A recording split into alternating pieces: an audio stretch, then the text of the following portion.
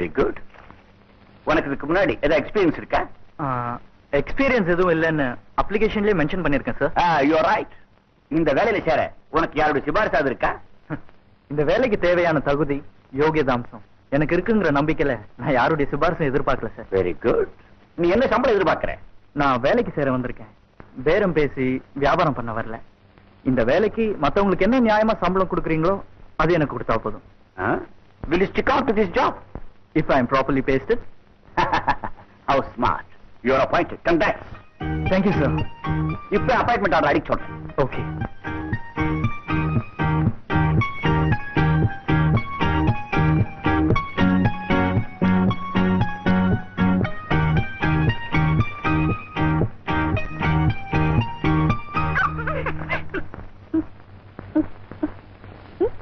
முதல்ல அதை தின்னு முடி, அப்புறம் சொல்றேன்.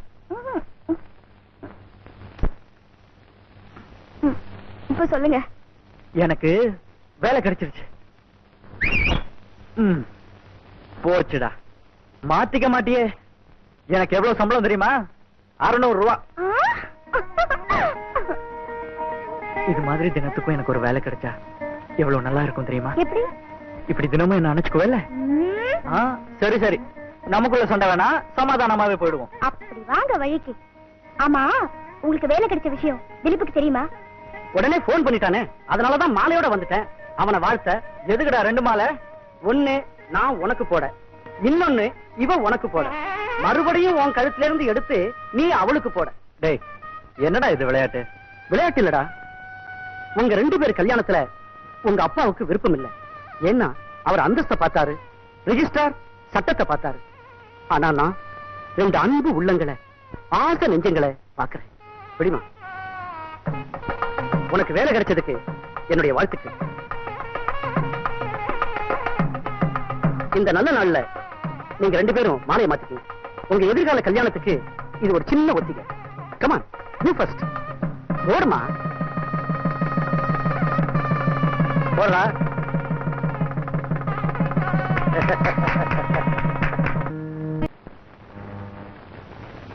கண்ணன், மேனேஜர் ரூம்ல திடீர்னு எம்டி வந்து நிக்கிறாரு. ஆச்சரியமா இருக்கு. ஒரு வேளை கூட அந்த ஆபீஸ்க்கு விசிட் பண்ணது இல்லையா? எனக்கு இப்படி ஒரு பிரான்ச் ஆபீஸ் இருக்குன்னு திடீர்னு ஞாபகம் வந்திருக்கும். அதனால வந்திருப்பார்.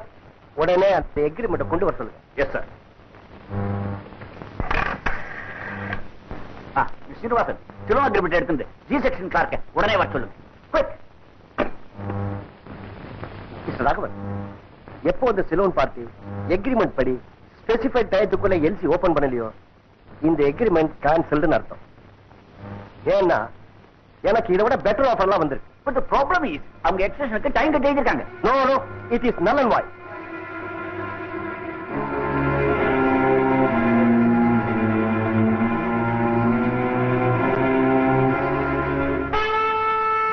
சார், நம்ம இந்த தேதிக்குள்ள எல்சி ஓபன் பண்ணணும்னு தான் அக்ரிமெண்ட் போட்டிருக்கோமே தவிர, ஓபன் பண்ணலனா அக்ரிமெண்ட் கேன்சல்னு நம்ம நெகட்டிவ் கிளாஸ் போடல சார். அதனால எக்ஸ்டென்ஷனுக்கு ஒத்துக்கிட்டு தான் ஆகணும். You are absolutely right. Sir, இவர் நம்ம ஆபீஸ்ல புதுசா ஜாயின் இருக்காரு. பேரு மிஸ்டர் சந்துரு. ரொம்ப இன்டெலிஜென்ட் பர்சன்.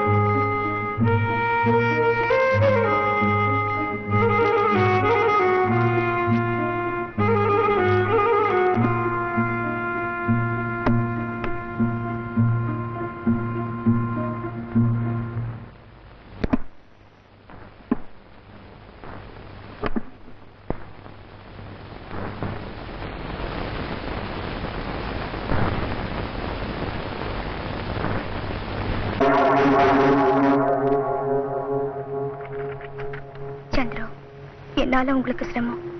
நான் உங்க கூட இருக்கிறதுனால உங்க நிம்மதியே போயிடுச்சு. உங்க அப்பா உங்களை வெறுக்கிறாரு. இந்த கஷ்டம் எல்லாம் என்னால தானே. நான் உங்களை விட்டு போயிடுறேன். நீங்க உங்க வீட்டுக்கு திரும்பி போய் சந்தோஷமா இருங்க. என்ன மறந்துடுங்க.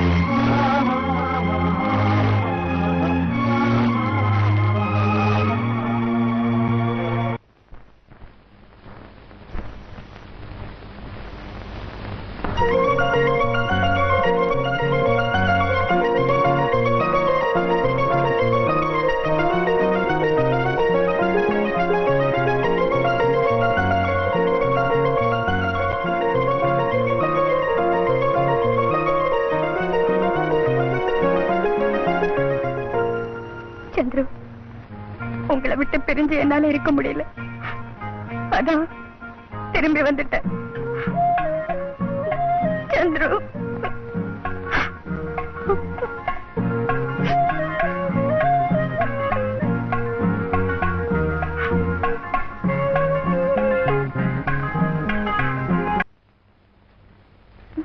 நீ குளிக்க போ, அதுக்குள்ள நான் காஃபி போட்டு வைக்கிறேன். பரவாயில்லைங்க. ஃபர்ஸ்ட் கிளாஸா காஃபி போடுவேன். எனக்கு ஒரு சான்ஸ் கொடுத்து பாரு. வெந்நீரை கால்ல கீழ கொட்டிக்க போறீங்க. அதெல்லாம் நான் ரொம்ப கேர்ஃபுல்லா இருப்பேன். ப்ளீஸ். சரி செய்யுங்க.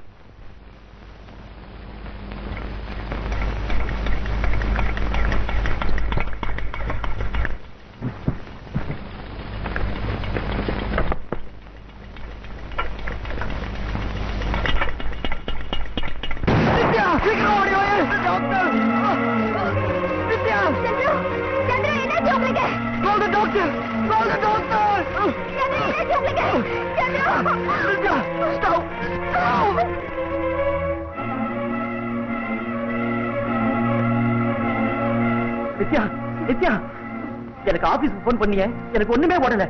சந்துருக்கு என்ன ஆச்சு? ஸ்டவ் வெடிச்சு வயித்துல பலமா அடிபட்டுடுச்சு. டாக்டருக்கு பாத்துட்டு இருக்காங்க. திலீப் டாக்டர், சந்துருக்கு என்ன ஆச்சு டாக்டர்? ஒரு இரும்பு துண்டு வயிற்ற கிழிச்சுக்கிட்டு லிவரை தாக்கி இருக்கு. உடனே ஆபரேஷன் செய்யலன்னா உயிருக்கே ஆபத்து. உடனே ஆபரேஷன் செய்யுங்க டாக்டர். நிறைய செலவாகும், ஆயிரக்கணக்கில் ஆகும்.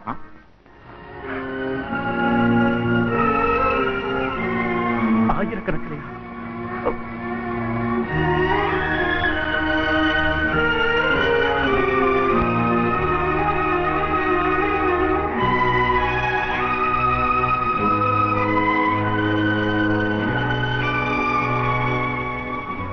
யாருமா நீ? இந்த வீட்டு ஐயாவை, அதையா சந்துருவோட அப்பாவை, இல்லன்னா அம்மாவை, யாரையாவது நான் உடனே பார்த்தாகணும்.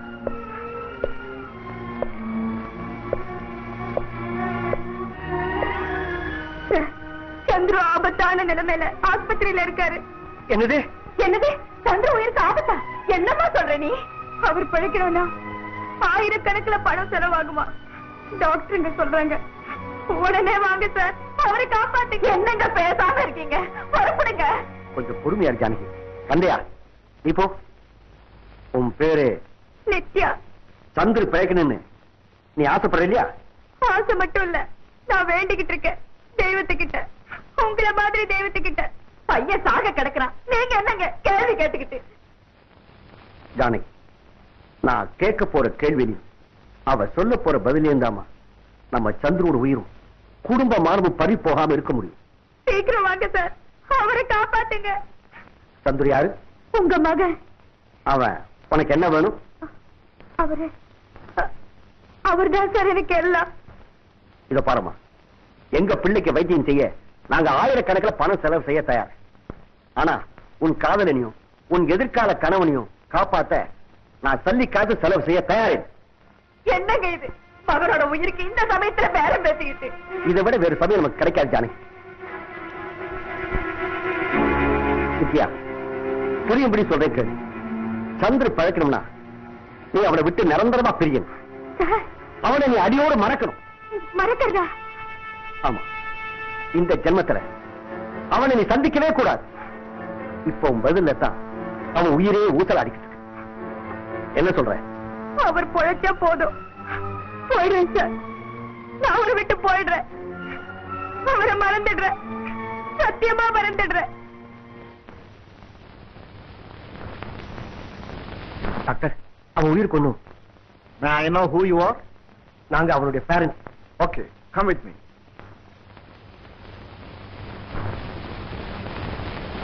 உடனடியா ஒரு ஆபரேஷன் செய்தாகணும்.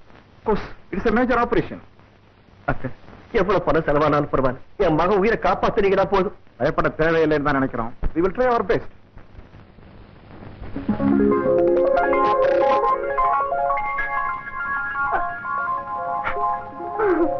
நித்யா, நித்யா, நித்யா, ஏன் இப்படி அழுதுகிட்டு உட்கார்ந்திருக்க?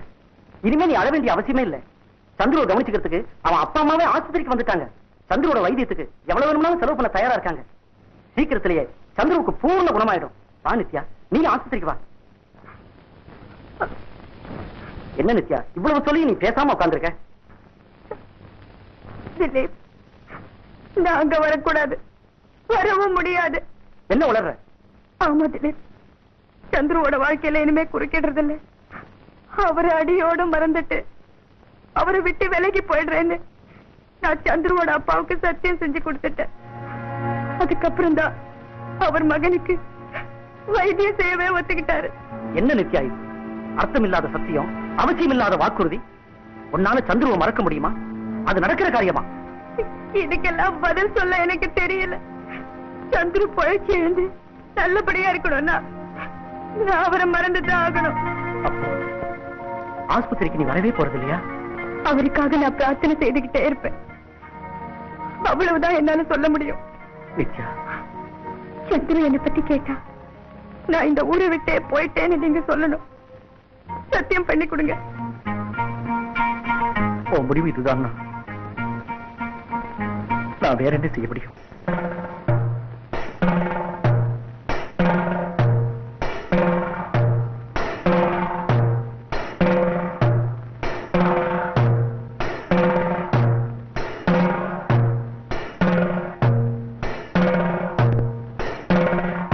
என்னாச்சு doctor? Operation successful. Very good. உங்க பையன் இன்னும் 10 நாளைக்கு ஆஸ்பத்திரியிலே தங்க வேண்டியதா இருக்கும். டாக்டர், பரிபூர்ணமா குணமாயிடுவானா டாக்டர்?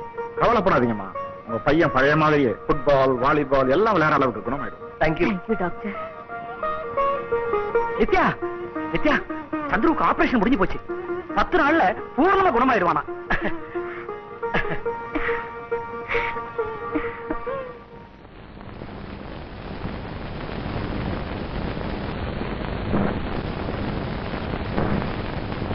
நான் நிறைய தெய்வங்களுக்கு வேண்டிக்கிட்டு இருக்கேன்ப்பா.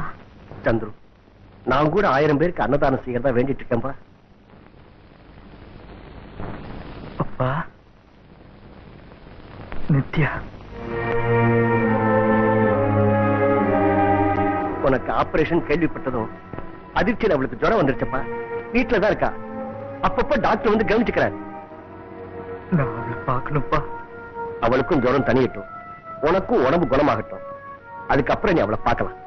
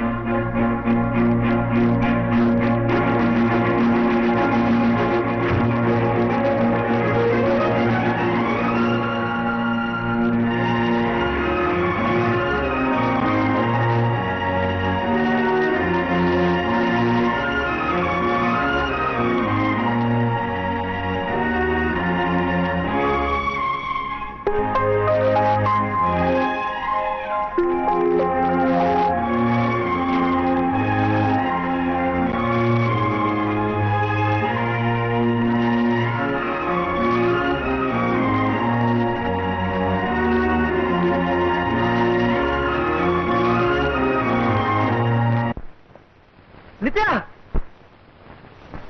நித்யா நித்யா நித்யா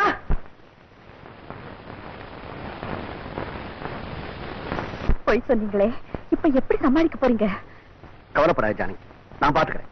நித்யா நித்யா நித்யா சந்துரு, தயவு செய்து உணர்ச்சி வசப்படாதப்பா. ஏன் நித்யா எங்கப்பா? ஏன் நித்யா எங்க? அவ எங்கன்னு எங்களுக்கே தெரியாது. என்னப்பா சொல்றீங்க?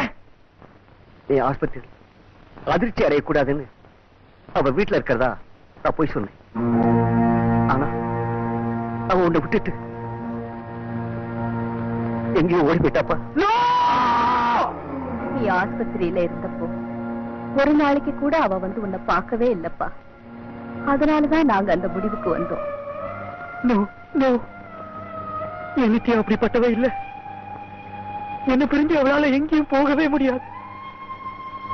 நிச்சயமா போயிருக்கவே மாட்டான்.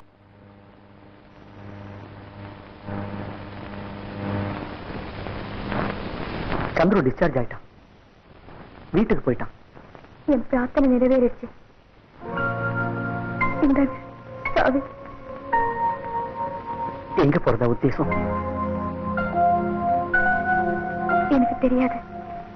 அப்போ சந்துருவை பார்க்கவே போறது இல்லையா?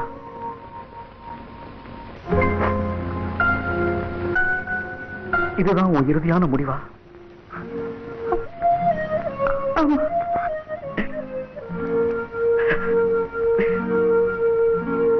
சந்துருவால ஒண்ணு மறக்க முடியாது நித்யா. என்னாலே மறக்க முடியாது. சில பேருடைய காதல் தான் சுபமா முடியும்.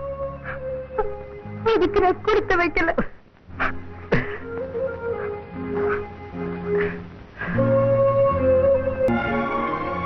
நிச்சயமா அன்னைக்கிட்ட ஒப்படைச்சிருப்பான். என் நித்யா என்ன ஆனாலும் அர்ச்சனா, எவ்வளவு நேரம் ட்ரெஸ் பண்ணிக்க? சீக்கிரமா வா. மை காட், இந்த ட்ரெஸ்ல நீ எவ்வளவு செக்ஸியா தெரியுமா இருக்க? ட்ரெஸ்ல மட்டும்தான் நான் செக்ஸியா இருக்கேனா? வேண்டாம், அனாவசியமா என்ன தூண்டுற. மனசை கட்டுப்படுத்திட்டு போட்டோ எடுங்க. Next pose. One more pose please.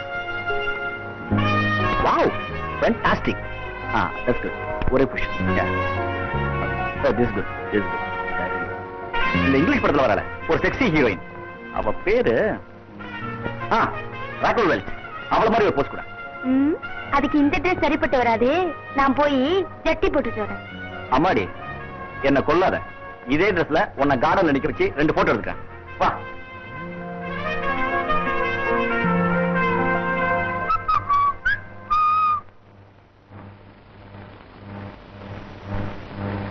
Chandru, trunk call போடல, ஒரு லெட்டர் கூட எழுதல, திடீர்னு வந்து நிக்கிறிய? தியாகு, நித்யா இங்க வந்திருக்காளா? ஓஹோ, அவளை பார்க்க தான் இங்க வந்தியா? ஆமா, அவளை பிரிஞ்சு என்னால இருக்கவே முடியல. சந்துரு, பைத்தியக்காரத்தனமா ஏதேதோ கற்பனைகளை வளர்த்துக்கிட்டு உன் வாழ்க்கையை நீ கெடுத்துக்கிற. ஆமாம் சந்துரு, பேசாம அவளை மறந்துடு. இன்னும் ஒரு வாரத்துல அவளுக்கு கல்யாணம் நடக்க போகுது. நித்யாவுக்கு கல்யாணமா? அர்ச்சனா, நிச்சயமா சொல்றேன், இன்னொருத்தனை கல்யாணம் பண்ணிக்க நித்யா மனப்பூர்வமா சம்மதிச்சிருக்கவே மாட்டான். நான் அவளை எப்படியாவது சந்திச்சாகணும். டேய் சந்துரு, அவளை சந்திக்கிறதாவது நடக்கிற காரியமா அது?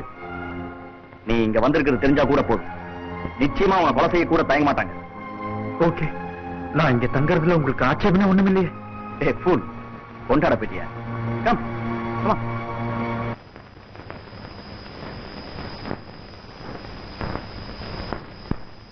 என்னங்க என்னங்க, அந்த பட்டணத்துக்கார பையன் நம்ம நிச்சய தேடிட்டு கிராமத்துக்கு வந்துட்டான். அப்படியா? அவன் அடிச்சு கொண்டு போட்டு ஆஸ்பத்திரி இருக்கிறான்.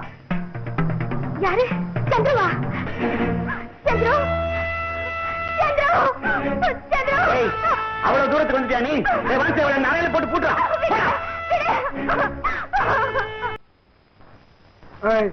என்ன திமிரு இருந்தா இந்த கிராமத்து பக்கம் வருவேன். நீ யார் என்ன தடுக்க? உன் வேலையை பார்த்துட்டு போ.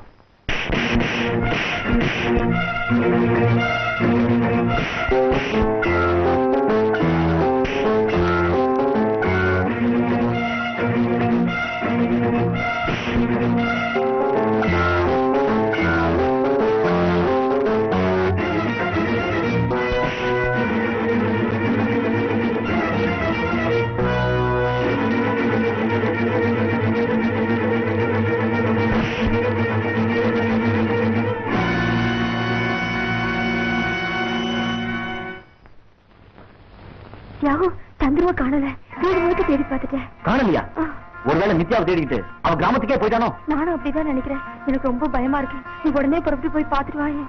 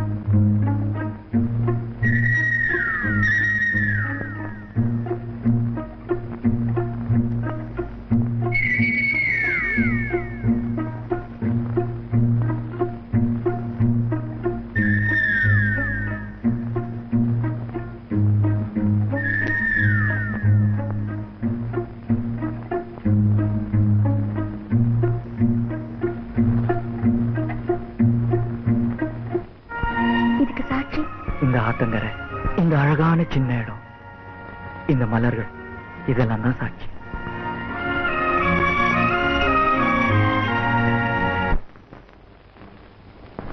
வாஞ்சி வாஞ்சி வாடா. நித்யா தப்பிச்சு போயிட்டாடா. என்ன ஏமாத்திட்டு ஓடி போயிட்டாடா. என் மானம் மரியாதை எல்லாத்தையும் மண்ணோட மண்ணாக்கிட்டு ஓடிட்டா. இந்த அவளை கொண்டாந்து பிணமா என் கண்ணு முள்ள போட்டாலும் பரவாயில்ல. போடா.